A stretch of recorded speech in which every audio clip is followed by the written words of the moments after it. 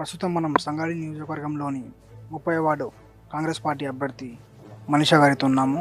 వారితో అడిగి తెలుసుకున్నాం ప్రచారం ఎలా జరుగుతుంది, వార్డులో ప్రజలకు ఇచ్చిన హామీలు ఏంటి, గెలిచిన తర్వాత ప్రజలకు హామీలు నెరవేర్చాలా లేదా అడిగి తెలుసుకుందాం. చెప్పండి మనీషా గారు. ప్రచారం అయితే చాలా బాగా నడుస్తుందండి.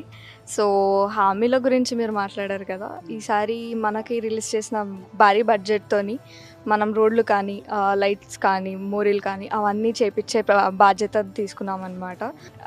ఈసారి భారీ ఎత్తున నన్ను ఓట్ చేసి గెలిపించారని కోరుకుంటున్నాను ప్రజలకి. గెలిపిస్తారు ప్రజలు, ఓకే తెలుస్తుంది క్యాన్వాసింగ్ మీ వాడలో చూస్తే. కానీ మీరు గెలిచిన తర్వాత గవర్నమెంట్ ఫండ్ కాకుండా సొంత నిధులతో ఏమన్నా చేస్తారా? వార్డు ప్రజలకు ఏమైనా హామీ ఇచ్చారా? ఇంతకుముందు మీరు ఏమైనా చేస్తా అని హామీ ఇచ్చారా? యాక్చువల్గా ఏంటి అంటే కొంతమంది డిసేబుల్ పీపుల్ ఉన్నారనమాట మన వార్డులో కూడా. వాళ్ళకి మనం వీల్ చైర్స్ అట్లా ఏమన్నా ప్రొవైడ్ చేద్దామని చెప్పి అనుకున్నాం అనమాట. ఆల్రెడీ 3 వీల్ చైర్స్ ప్రొవైడ్ చేసాము. సో ఇంకేమైనా ఎక్స్ట్రా వీల్ చైర్స్ కావాలి అనుకున్నా, అంటే లైక్ ఇప్పుడు స్మార్ట్ వీల్ చైర్స్ ఉన్నాయి కదా, అలాంటివి అన్నీ ప్రొవైడ్ చేస్తున్నాం అనమాట. ఇంకేమన్నా కావాలి అంటే అవన్నీ చేద్దామనేసి. గతంలో కూడా మీ నాన్నగారు కూడా మాజీ కౌన్సిలర్, ఆయన కూడా చాలా ఎక్స్పీరియన్స్ పర్సన్, సీనియర్ నాయకులు సంగారెడ్డి నియోజకవర్గంలో. జగన్కు కావాల్సిన మనిషి.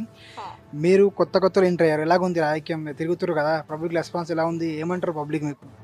యాక్చువల్గా నేను పాలిటిక్స్లో నాకు అంత ఐడియా లేకుండే, ఇప్పుడే ఫస్ట్ టైం నేను దిగడం కూడా.